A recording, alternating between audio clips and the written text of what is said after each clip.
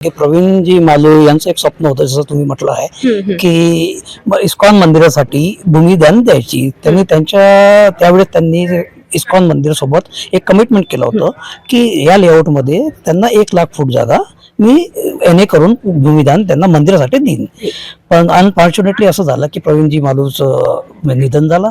त्यानंतर थोडंसं म्हणजे आता त्यांनाही संशयवत असं वाटलं इस्कॉनवाल्याला की आता कसं होईल.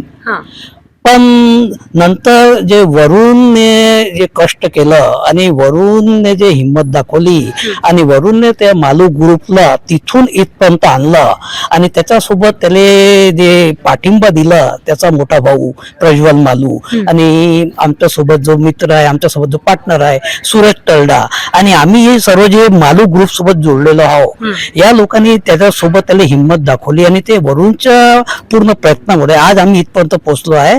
आणि मालू ग्रुप तर्फे आज हा इतकं मोठा भूमिदान आम्ही करत आहे. आणि दुसरं असं आहे की महेश्वरी समाजामध्ये समजा महेश्वरी जे समाज आहे त्यांचं पहिलेपासूनच हे आहे की धर्म कार्यामध्ये पुढाकार घेतात.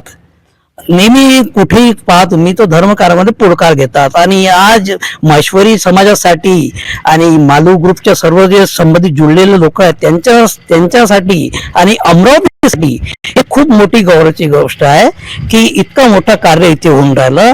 आणि माझी तुमच्या थ्रू त्या लोकांना एक विनंती आहे की ज्यांना समजा आमचे कार्यकर्ता आमचे सर्वजण आम्ही सर्व प्रयत्न करणार प्रत्येकापाशी आम्ही पोहोचलो पाहिजे, पण अनफॉर्च्युनेट समजा कोणापाशी आम्ही गेलो नसेल तर मी विनंती करतो सगळ्यातर्फे की त्यांनी 8 तारखेला इथे यावं.